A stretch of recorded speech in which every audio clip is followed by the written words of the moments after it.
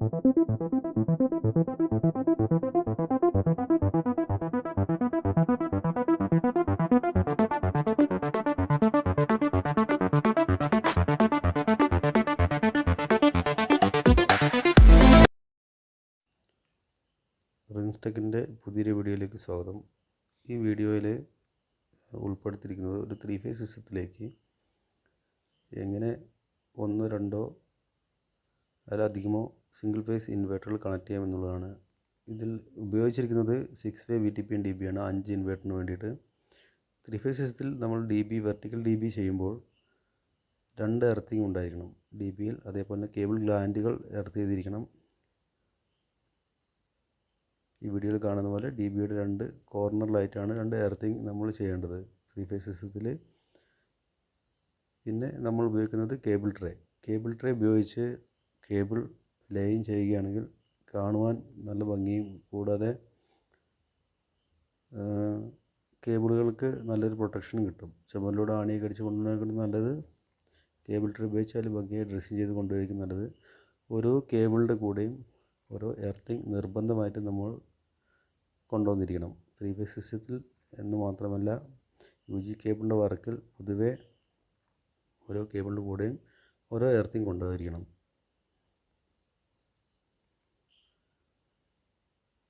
Three phase സിസ്റ്റത്തിലേക്ക് നമ്മൾ single phase ഇൻവേർട്ടറുകൾ കൊടുക്കുമ്പോൾ പൊതുവായിട്ട് നമ്മൾ ഐസൊലേറ്ററുകൾ ഉപയോഗിക്കാൻ പാടില്ല.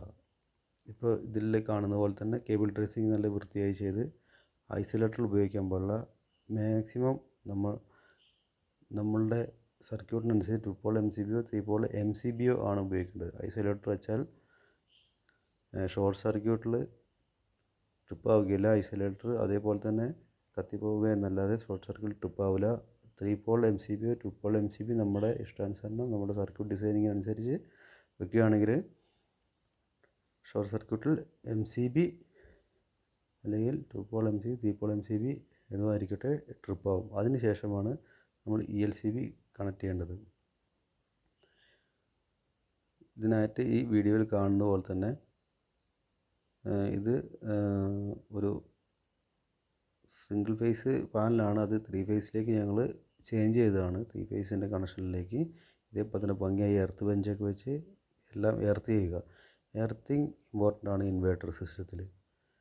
നിർബന്ധമായിട്ട് നമ്മൾ എർത്തിങ് ഒരു ഇൻവേർട്ടർ അല്ല അതുകൊണ്ട് എർത്തിങ് പ്രശ്നമല്ല എന്ന രീതിയിൽ ഒഴിവാക്കുക. ഭംഗിയായി എർത്ത് ബെഞ്ചൊക്കെ ഇട്ട് എർത്ത് ചെയ്യുന്നത് ഇൻവേർട്ടറിൻ്റെ ഹെൽത്തിയായ വർക്കിങ്ങിന് നല്ലതായിരിക്കും.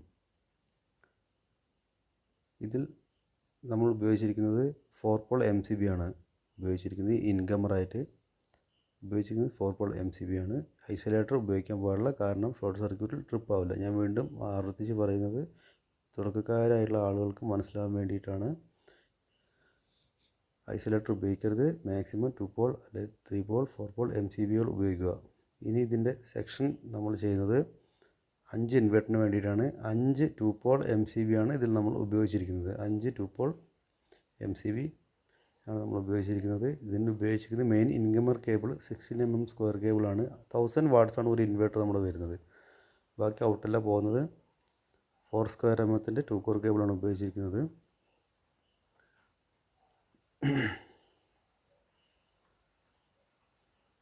അപ്പോൾ ഈ സിസ്റ്റത്തിൽ കാണുന്ന പോലെ നമ്മൾ ചെയ്ത മെത്തേഡിൽ തന്നെ ഫോളോ ചെയ്യുകയാണെങ്കിൽ നമ്മുടെ വർക്കുകൾ പെർഫോമൻസ് ഉണ്ടാവും. പിന്നെയല്ല നമ്മൾ കൊടുക്കുന്ന ഔട്ട്പുട്ട് കറക്റ്റായിരിക്കും ഇൻവെർട്ടറിലേക്ക് പോകുന്നത്. അപ്പം ഈ കേബിളൊക്കെ നമുക്ക് കാൽക്കുലേറ്റ് ചെയ്യാൻ വേണ്ടി ഇൻസ്പെക്ടറേറ്റിൻ്റെ സൈറ്റിൽ കയറി നോക്കിയാൽ, തുടക്കക്കാർക്കാണ് ഞാൻ പറഞ്ഞത്, സൈറ്റിൽ കയറി നോക്കിയാൽ കേബിൾ കാൽക്കുലേഷൻ ഇത്ര ലോഡിൽ ഏത് കേബിൾ ഉപയോഗിക്കണം, ഏത് ബ്രേക്കറിൽ ഉപയോഗിക്കണം എന്നുള്ള കാൽക്കുലേഷൻ കിട്ടും. ഇതാണ് നമ്മൾ ഇൻസ്റ്റാൾ ചെയ്തിരിക്കുന്നത്. ഇത് പഴയ ഒരു റിസോർട്ടിലുള്ളതാണ്. ആദ്യമേ ഇവിടെയുള്ള സിസ്റ്റമാണ് ഈ എക്സൈഡിൻ്റെ ഇൻവെർട്ടറുകൾ. 5 ഇൻവെർട്ടറുകളാണ് ഇതിൽ ഇൻസ്റ്റാൾ ചെയ്ത് വെച്ചിരിക്കുന്നത്. ഈ വയറിംഗ് ഒക്കെ പഴയത് തന്നെയാണ്. നമ്മൾ ആ 3 ഫേസ് സിസ്റ്റത്തിലേക്കുള്ള പുറത്തത്തെ നമ്മൾ കണ്ടിരിക്കുന്ന ആ VTPN DB ആ കേബിളിങ് അത്രേ ചെയ്തിട്ടുള്ളൂ. ഇതിൽ സർക്യൂട്ടുകളൊക്കെ തരംതിരിച്ച് നമ്മൾ 3 ഫേസ് സിസ്റ്റത്തിലേക്ക് സർക്യൂട്ടുകൾ തരംതിരിച്ച് ഇൻവെർട്ടറിൻ്റെ ഇൻകമറിൽ കൊടുത്തെന്ന് മാത്രമേ ഉള്ളൂ. ഇതിൽ എക്സൈഡിൻ്റെ ഇൻവേർട്ടറാണ് നമ്മൾ ഉപയോഗിച്ചിരിക്കുന്നത്. 5 ഇൻവേർട്ടറാണ് ഉപയോഗിച്ചിരിക്കുന്നത് എക്സൈഡിൻ്റെ. ഇനി പുറത്ത് നമ്മൾ കണ്ട ആ VTPN DBയിൽ നിന്നും നേരെ ഒരു 12 dB വെച്ച് ഓരോ ELCB ആണ് ഓരോ ഇൻവേർട്ടറിന് വേണ്ടിയും നമ്മൾ ചെയ്തിരിക്കുന്നത്. അഡീഷണൽ ബ്രേക്കേഴ്സ് അടുത്ത DBയിലും കൊടുത്തിട്ടാണ് ഇത് ഡിസൈൻ ചെയ്തിരിക്കുന്നത്. അപ്പോൾ ഇങ്ങനെ ഓരോ ഇൻവേർട്ടറിന് വേണ്ടിയിട്ട് ഓരോ ELCB കൊടുത്തിരിക്കുന്നത് കാരണം ഇൻവേർട്ടറിൻ്റെ പ്രൊട്ടക്ഷനും ഇൻവേർട്ടറിൻ്റെ ഔട്ട്പുട്ടിൽ വരുന്ന എക്യുപ്മെൻറ്റിൻ്റെ പ്രൊട്ടക്ഷനും വേണ്ടിയിട്ടാണ് ഓരോ ELCB വെച്ച് നമ്മൾ കണക്ട് ചെയ്യുന്നത്. ഇങ്ങനെ കണക്ട് ചെയ്യുകയാണെങ്കിൽ ELCB എന്തെങ്കിലും ഒരു കുഴപ്പം വന്നാൽ ട്രിപ്പ് ആവുകയും നമ്മുടെ ഇൻവേർട്ടറിൻ്റെ ഔട്ട്പുട്ടിൽ വരുന്ന എല്ലാ എക്യുപ്മെൻറ്റിനും പ്രൊട്ടക്ഷൻ നൽകുകയും ചെയ്യും. ഇൻവേർട്ടർ ഹെൽത്തിയായി വർക്ക് ചെയ്യുകയും ചെയ്യും. ഇതിൽ ഈ വീഡിയോക്കൊപ്പം തന്നെ ഈ എക്സൈഡിൻ്റെ ഇൻവെർടെക്സ്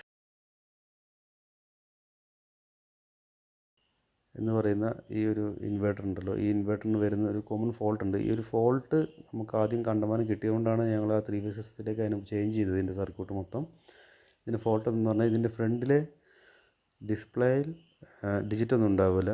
പക്ഷേ ആ 2 ഇൻഡിക്കേറ്റർ ചാർജിങ് മെയിൻസ് വന്നുകൊണ്ട് ഇൻഡിക്കേറ്റർ ഫുൾ ടൈം ബ്ലിങ്കായി കളിക്കും. ഇങ്ങനെ ഒരു ഫോൾട്ട് സ്ഥിരമായിട്ട് ഇവിടെ വന്നുകൊണ്ടിരുന്നു. അതുകൊണ്ടാണ് നമുക്ക് ഈ വർക്കിനെ നമ്മൾ 3 ഫേസിലേക്ക് ചേഞ്ച് ചെയ്തത്. ഇതിനായിട്ട് ചെയ്യേണ്ടത് വെച്ചാൽ ഇങ്ങനെ ഫോൾട്ട് വന്നാൽ ഔട്ട്പുട്ടൊന്നും ഉണ്ടാവില്ല, റിലേ അടിച്ച് കളിക്കും.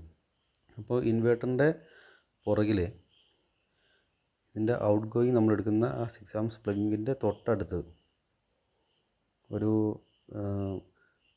റീസെറ്റ് ബട്ടൺ ഉണ്ടാകും.